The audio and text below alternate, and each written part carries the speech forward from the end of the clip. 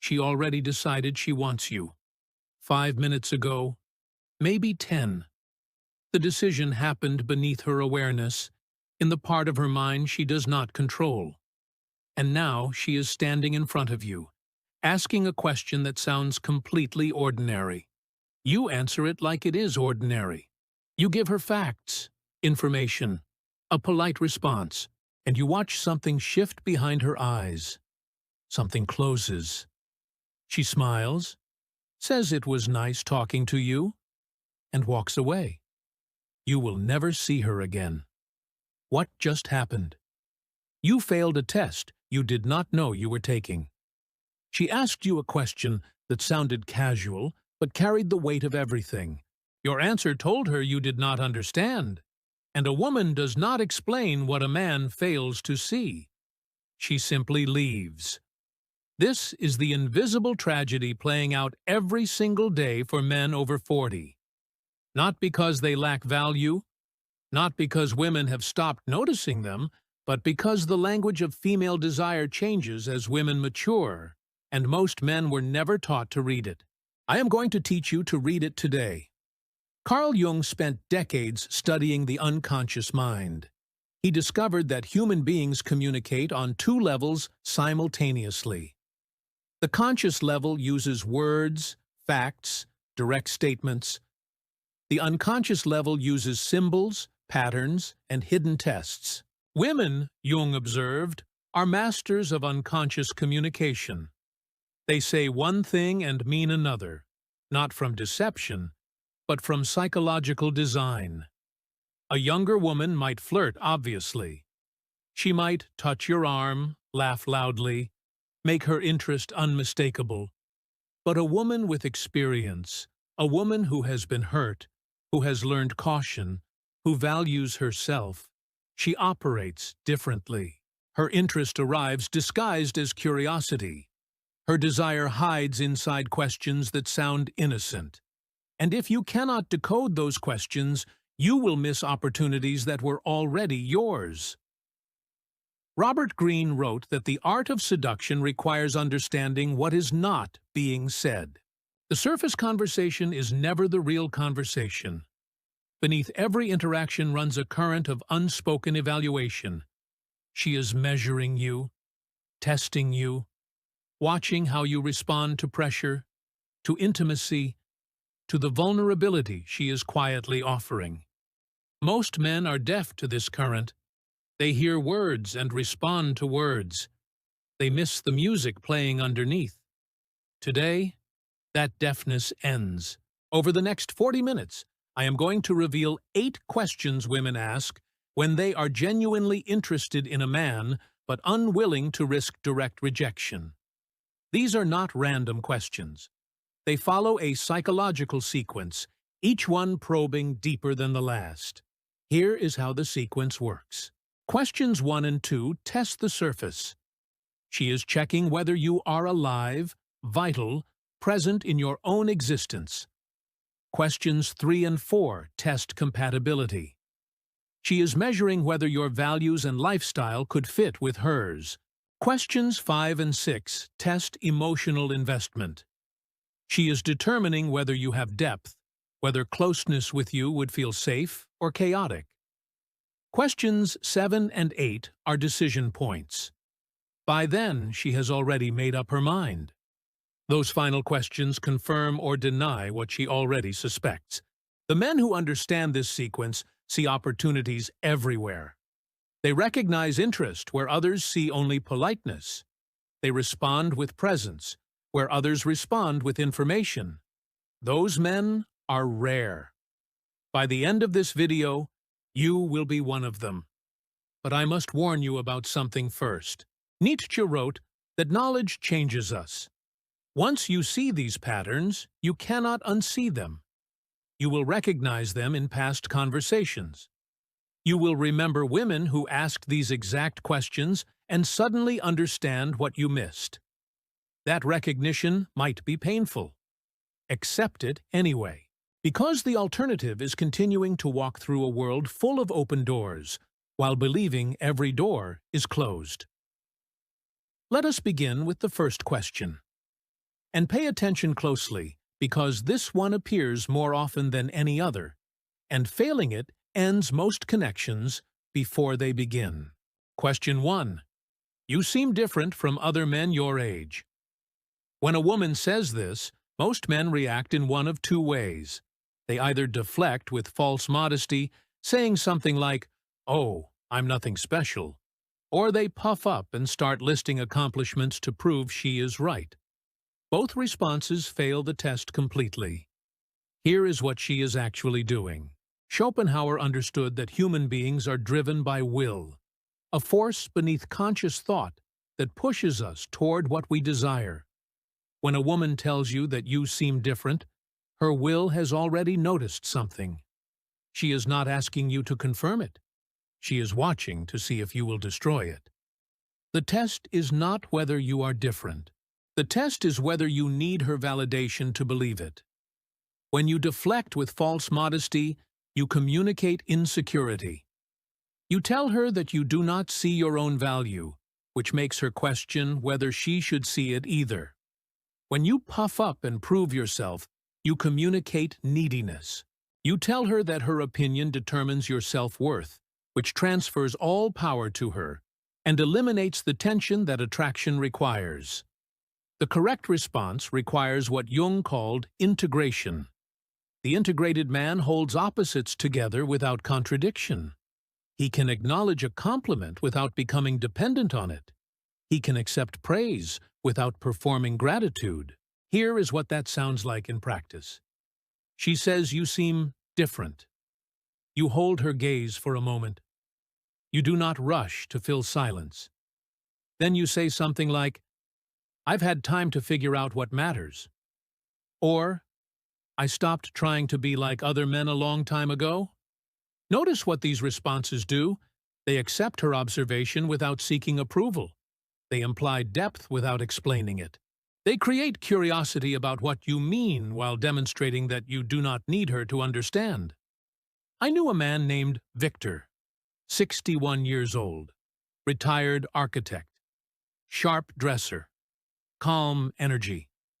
He met a woman at a wine tasting, maybe early 40s. After some conversation, she leaned in and said, "You're not like the other men here." Victor smiled and said, "That's the nicest thing anyone said to me tonight." What gave it away? He turned her compliment into curiosity about her perception. He made her explain what she saw. This reversed the dynamic. Suddenly, she was revealing herself while he remained mysterious. They talked for another hour. She asked for his number. That question, handled correctly, opened everything. Here is the warning. Here is where men destroy this moment. They start explaining themselves. They list reasons why they might seem different. They give her a biography she did not ask for. And in doing so, they remove all mystery. She asked a question that was really an invitation to intrigue her further. Instead, they gave her a complete answer, and complete answers end conversations. Robert Greene observed that mystery is the foundation of seduction. The moment you are fully understood, interest begins dying. When she says you seem different, she is asking you to remain unknown a little longer. Give her that gift. Question 2. Do you ever get lonely? This question cuts deeper than it sounds. On the surface, she is asking about your emotional state. Beneath the surface, she is asking whether there is space in your life for someone to matter. And she is watching your face as you answer because your expression will reveal what your words try to hide. Freud understood that loneliness is one of the most defended emotions. Men especially learn to hide it, to convert it into independence, to wear solitude like armor rather than admit it, sometimes weighs heavy. But a woman asking this question does not want armor. She wants access. Here is the test. If you deny loneliness completely, you communicate emotional unavailability. You tell her that you need no one, which translates in her mind to, "I will never need you." Connection requires need. Not desperate need, not clinging need, but the quiet human need for companionship that every honest person acknowledges. If you overshare loneliness, you communicate desperation. You become a project rather than a partner. She does not want to rescue you. She wants to join you. The integrated response lives between denial and confession. Marcus Aurelius wrote about accepting the nature of things without being ruled by them. The wise man acknowledges truth without drowning in it. Apply this to loneliness. A response that works sounds like this. Sometimes, usually that means I've been spending too much time in my own head. Good company fixes it fast. Notice what this achieves. It admits the human experience of loneliness without making it a defining trait. It suggests that connection is the cure, which implies that her company would be valuable. And it ends with lightness, preventing the conversation from becoming heavy. Daniel Kahneman's research on framing shows that how you present information matters more than the information itself. Frame loneliness as occasional and solvable, not chronic and desperate. And she hears a man who has space for her, not a man who will consume her. Here is a story about getting this right. Edward, 57, widowed 3 years. He joined a hiking group to meet people. A woman named Claire started walking beside him regularly. One afternoon, she asked him directly, "Do you ever get lonely in that big house by yourself?" Edward paused. Then he said, "The house isn't the problem. It's having stories and no one to tell them to. But then I find good company, and suddenly the stories have somewhere to go." Claire smiled. She said, "I like stories." 2 months later, they were together. Not because Edward performed confidence, but because he answered honestly while communicating that his loneliness was a door, not a void. Now, let us transition to the next level of questions. Because once a woman confirms you are vital and emotionally accessible, her probing goes deeper. Question 3. What does your typical weekend look like? This question disguises itself as small talk. It is not small talk. It is reconnaissance. When a woman asks about your weekend, she is constructing a mental image of your life. She is populating your apartment, your Saturday mornings, your Sunday evenings.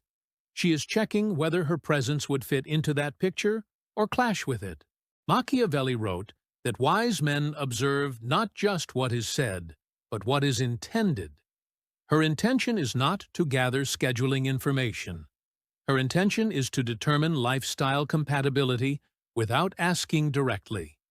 Here is where most men fail. They answer with routines that sound empty. "Oh, not much. Watch some TV. Maybe grab dinner somewhere." This response communicates nothing about who you are. It paints a picture of a man waiting for life to happen rather than creating it. Others answer with packed schedules designed to impress. Golf Saturday morning, then lunch with the guys, then I have this charity thing. Sunday is meal prep and the gym. This response communicates unavailability. She hears a man with no room for anyone new. The psychological principle here comes from Robert Cialdini. Social proof determines value. When you describe your weekend, you are providing social proof about the life you have built. The proof should suggest quality without desperation for quantity. Here is what works. Describe rhythms that sound intentional but spacious. Saturdays, I usually start slow. Coffee, maybe a walk somewhere interesting. Afternoons depend on the weather or the mood. Sundays, I cook. Badly, but enthusiastically. This response reveals personality. It suggests someone who enjoys his own company without being imprisoned by solitude. It leaves gaps where she can imagine herself. A man named Robert understood this perfectly. 63 years old, divorced for a decade. He met a woman at an art gallery opening. After circling the same painting twice, she asked, "So what brings you here on a Saturday night?" He said, "I keep hoping one of these paintings will explain something to me. So far, nothing. But the search is entertaining." She laughed. He continued, "Saturdays are for things that don't have to make sense. Work week is structured enough." She moved closer. "I like that philosophy." An hour later, they were at dinner. She fit into his weekend because he described a weekend worth fitting into. Question 4. Why haven't you tried to impress me? This question terrifies most men. It sounds like an accusation, but it is actually the opposite. When a woman asks why you have not tried to impress her, she is revealing that your calm has intrigued her. She has noticed that you are not performing. You are not bragging, not peacocking, not doing the anxious dance that most men do when they want something from her. And she is testing whether you will break that composure, now that she has pointed at it. Nietzsche wrote about the sovereign individual, the person who has gained mastery over himself and no longer reacts to external pressures. When she asks this question, she is checking whether you are genuinely sovereign or merely pretending. The wrong responses are predictable. Some men suddenly start impressing. They hear the question as a criticism and immediately launch into accomplishments, stories, proofs of value. This fails the test instantly. They were calm only because they had not been challenged. Under challenge, they crumble. Others get defensive. "What do you mean? I thought we were having a nice conversation." This response signals insecurity. It suggests her question wounded something fragile. The correct response comes from understanding what she is really asking. She is asking whether your groundedness is real, whether you can hold steady even when directly questioned about your lack of performance. Here is what that sounds like. "Impressive people exhaust me. I figured I'd just be honest and see what happens." Or, with a slight smile, "Did you want me to? I can juggle, but only with two objects." Humor works here because it demonstrates that her question did not destabilize you. You can play with the moment without being controlled by it. Epictetus taught that we cannot control external events, only our responses to them. Her question is an external event. Your response reveals whether you have internalized this teaching or merely read it. Here is where men win or lose. George, 59, financial advisor. Calm, well-dressed, minimal flash. He met a woman at a conference cocktail hour. They talked for 20 minutes without him mentioning his success, his car, his vacation home. She finally said, "You're interesting. Most men would have tried to impress me by now." George tilted his head. "I figure if I have to impress you, we're not a good fit anyway. Either we click or we don't. Seems simpler." Her eyes changed. Something softened. She said, "That might be the most attractive thing a man has said to me in years." George did not try harder after that. He stayed exactly where he was, because he understood that the test was not about starting to impress. The test was about continuing not to. We are halfway through now, and the next two questions are where emotional investment becomes undeniable. If she asks these, her interest has moved past curiosity into something deeper. Question 5. What would your younger self think of you now? This is not casual conversation. This is psychological archaeology. When a woman asks this question, she is probing your relationship with yourself. She wants to know whether you have made peace with your choices, your path, your inevitable compromises. She wants to see how you hold your own history. Jung spent his career exploring the relationship between who we were, who we became, and who we might yet be. He understood that psychological health requires integration of all these selves. The man who hates his past is fragmented. The man who idealizes it is delusional.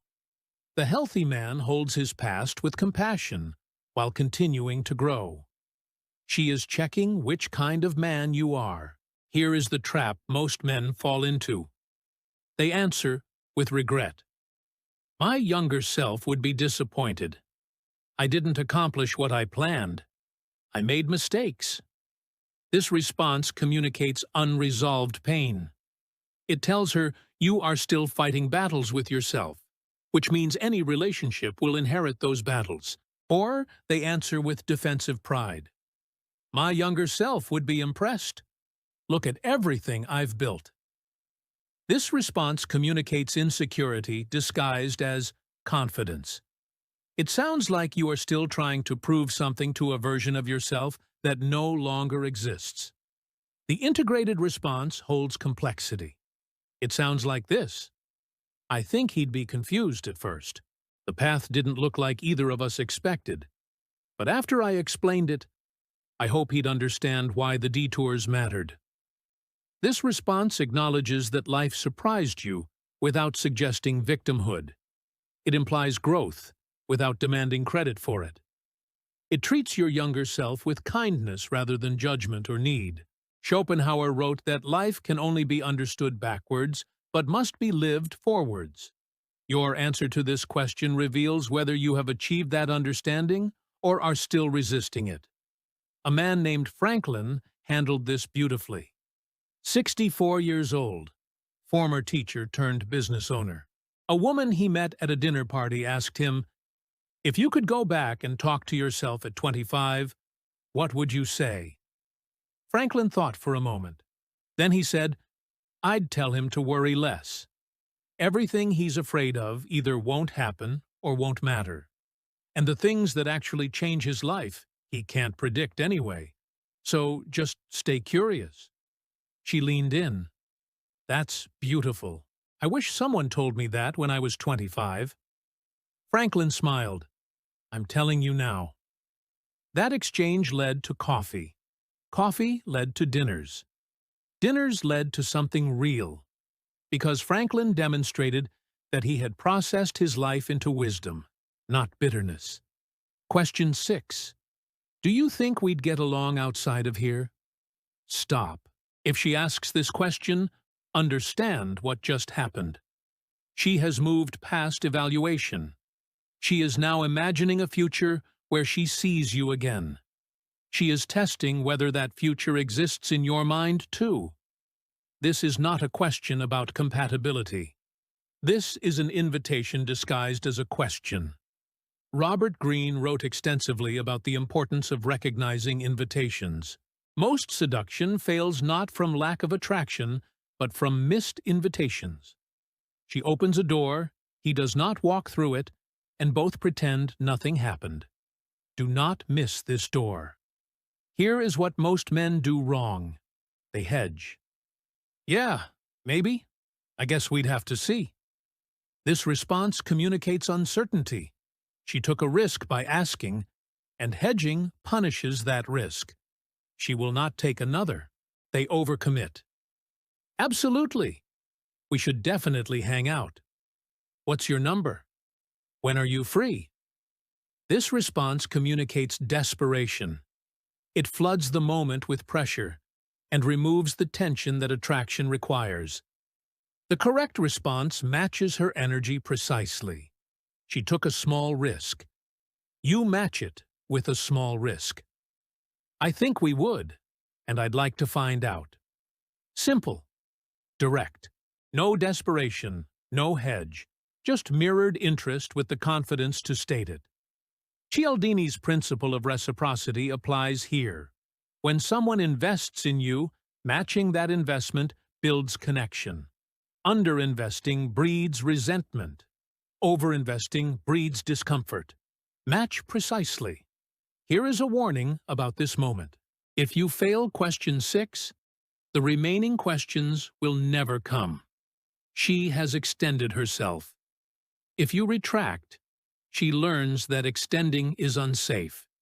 She will protect herself going forward, and that protection looks like distance. I have seen men destroy certain opportunities at this exact junction. A woman leans in, asks if they would get along, And the man launches into logistical planning instead of emotional acknowledgement.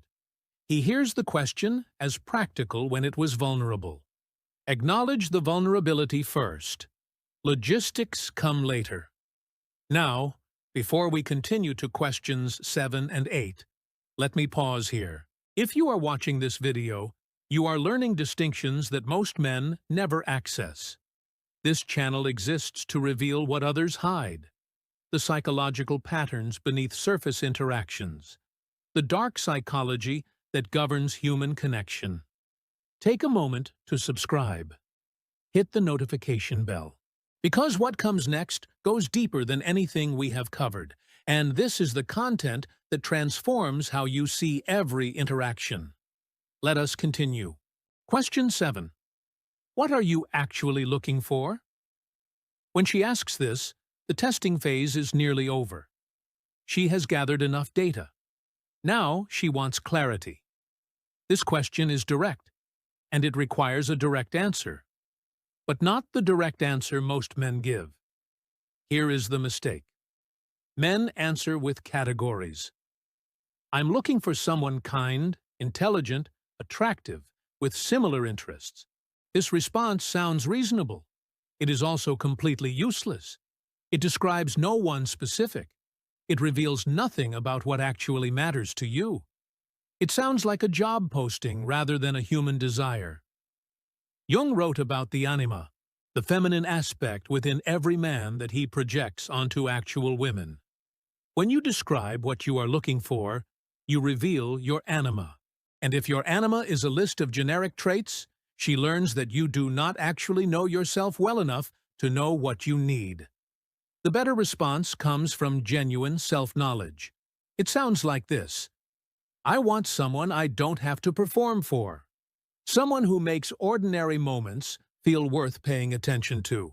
Or, I'm looking for a partner in crime. Someone who makes me better at being myself, not someone who needs me to be different. Notice what these answers do. They describe an experience rather than a checklist. They communicate that you have thought deeply about what actually matters. They leave space for her to imagine herself as that person.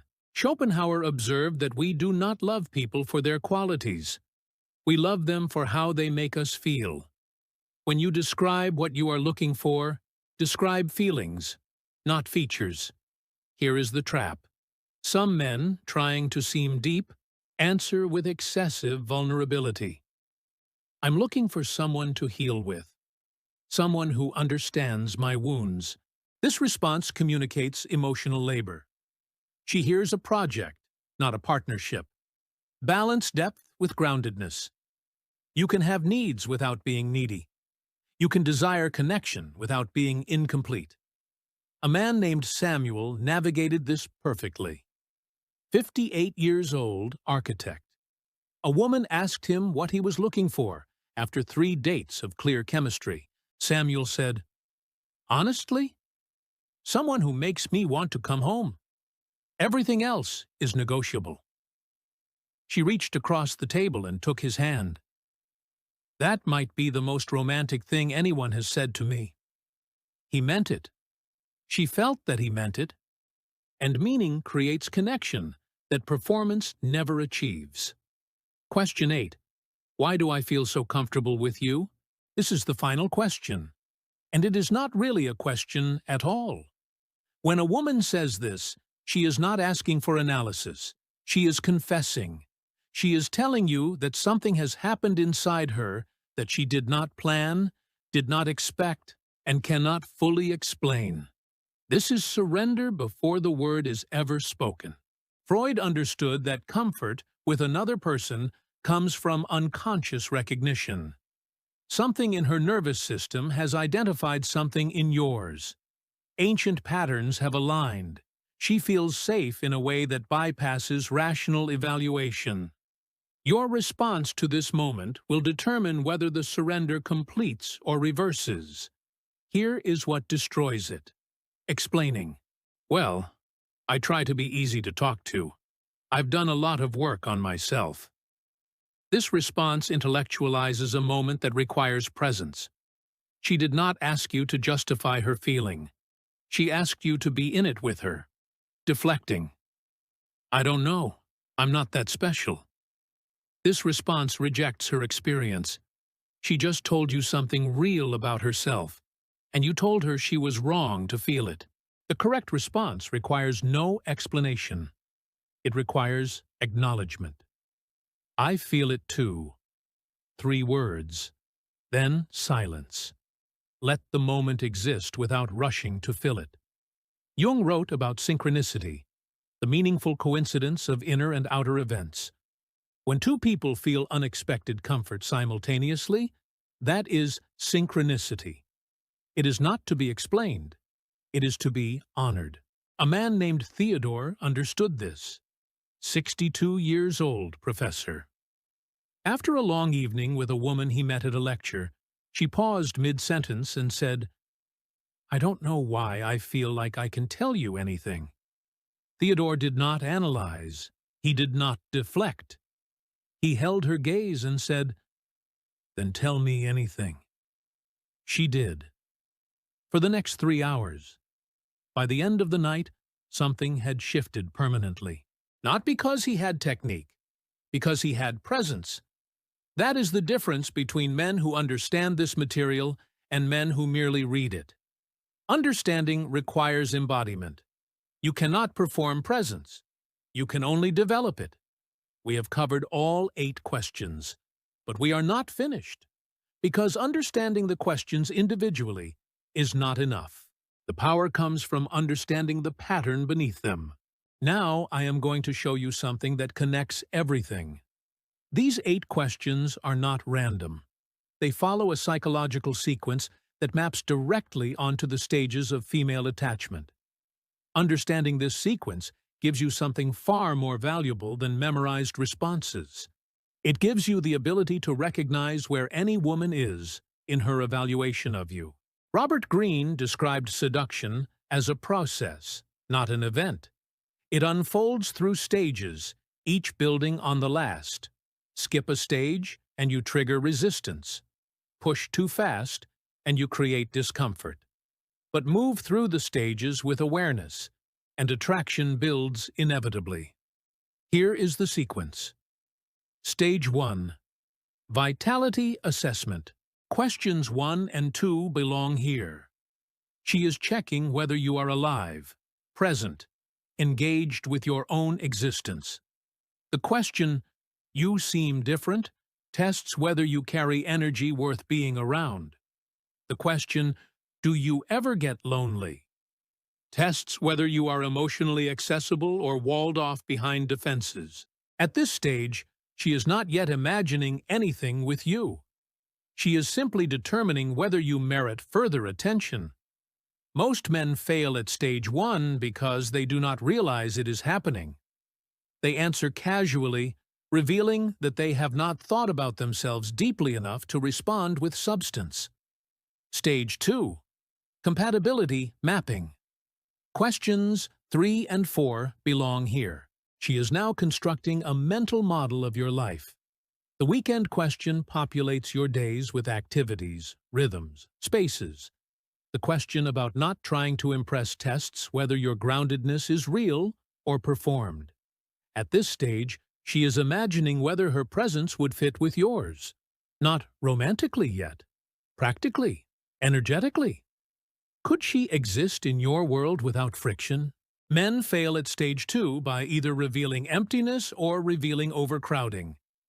Both communicate incompatibility. Stage 3. Emotional Investment Probe. Questions 5 and 6 belong here. Now she is testing depth. The question about your younger self reveals how you have processed your history. The question about getting along tests whether you can match her vulnerability with your own. At this stage, she is determining whether closeness with you would feel safe or chaotic. She is checking for unresolved wounds that would become her problem. Men fail at stage 3 by either revealing too much pain or too little self-knowledge.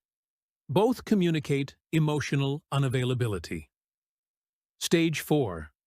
Decision Confirmation. Questions 7 and 8 belong here. By now, she has already decided. These questions confirm or deny what her instinct has already concluded. The question about what you are looking for tests whether your vision includes someone like her.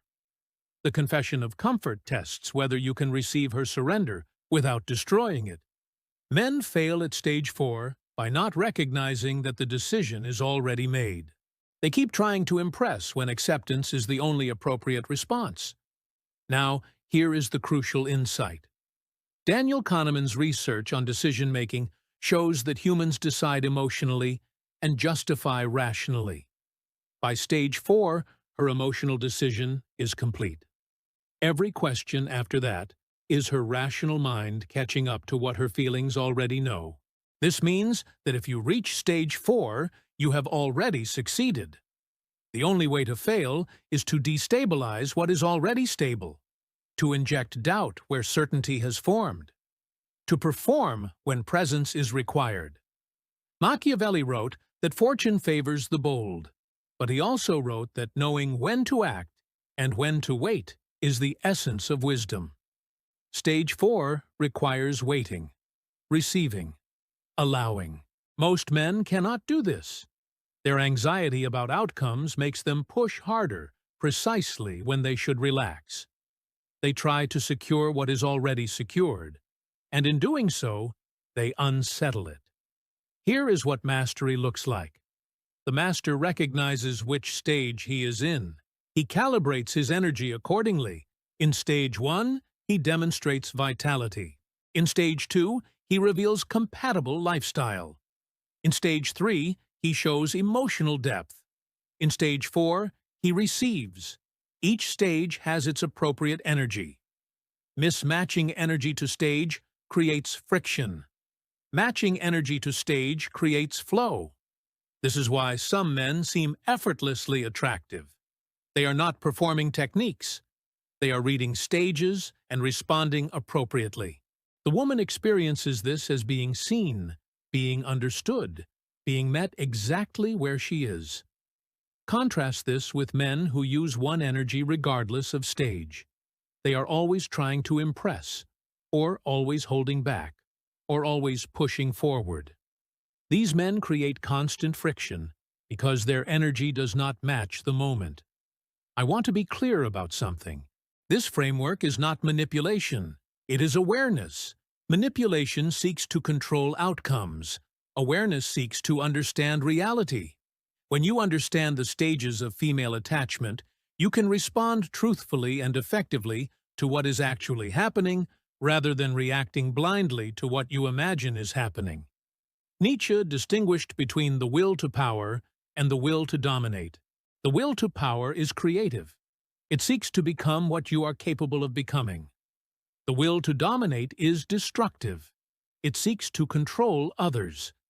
Using this framework with integrity means becoming more present, more responsive, more attuned. It means showing up appropriately for each moment. That is not domination. That is growth. Let me tell you about a man who embodies everything we have discussed. His name is Walter, 65 years old, retired from engineering, silver hair, calm demeanor, no flash. He spent most of his life focused on work, raised 2 children, went through a divorce in his late 50s that nearly broke him. When he started dating again at 62, he felt invisible. Women seemed to look past him. Conversations went nowhere. He assumed his age had disqualified him from romantic consideration. Then he started paying attention differently. He noticed that women were asking him questions, not interrogating him, probing him, testing him. He began listening not just to the words, but to what the words were reaching for. The first time he consciously recognized a test, everything changed. A woman asked him what his typical weekend looked like. Instead of listing activities, he described a feeling. Saturdays are mine. I do whatever the morning tells me to do. Sundays I cook something complicated, and usually fail beautifully. She laughed. She asked a follow-up question, then another. The conversation lasted 2 hours. Walter did not become a different person. He became aware. He understood what she was asking beneath her questions. He responded to the real question rather than the surface question. Over the next year, Walter went from feeling invisible to feeling sought after. Women sensed something in him that other men his age lacked: presence, groundedness, the ability to receive what was being offered. He told me something I will never forget. He said, "I spent my whole life trying to prove myself. I thought that was what confidence meant. Turns out, real confidence is not needing to prove anything. It's just being there, fully, without apology. That is the transformation this material offers. Not techniques, not manipulation, not performance, but genuine presence developed through understanding what women are actually asking when they speak to you."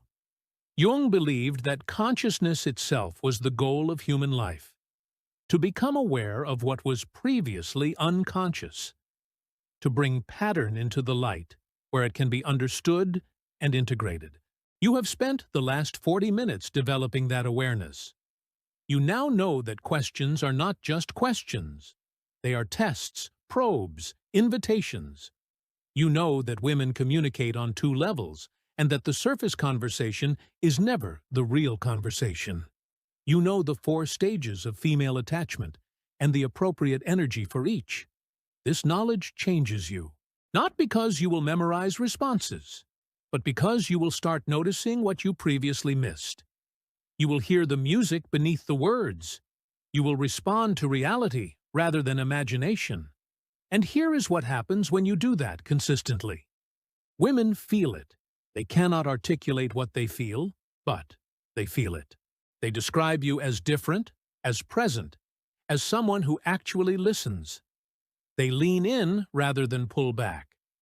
They ask more questions because your answers intrigue rather than satisfy. This is not luck. This is pattern recognition applied. Schopenhauer wrote that talent hits a target no one else can hit, but genius hits a target no one else can see. After today, you can see a target that was always there but always invisible. Use this vision wisely. Do not use it to manipulate. Do not use it to extract value from women who deserve respect. Use it to connect genuinely, to recognize opportunities for real partnership, to build something meaningful with someone who is equally invested. The dark psychology of attraction is not dark because it is evil. It is dark because it operates in shadow, beneath awareness, in the unconscious patterns that govern human connection. Bringing it to light is not corruption. It is maturation. You are now equipped to do what most men cannot. You can read the hidden language of female interest. You can respond to unspoken questions with answers that resonate at the deepest level. You can move through the stages of attachment with awareness rather than anxiety. That is power. Real power. The power to create connection where others create confusion. Now I have a question for you. What will you do with what you have learned? Will you let it fade into the background noise of forgotten videos? Or will you integrate it into how you see the world? The choice determines everything that comes next. If you found this video valuable, subscribe to this channel. Hit the notification bell. Share this with a man who needs to hear it. The content here is not entertainment. It is education that transforms how you move through life. Every week, this channel reveals the psychological patterns hidden beneath ordinary interactions. The men who watch consistently become the men who understand what others miss. Become one of those men. I will see you in the next video. Until then, pay attention. The questions have already started.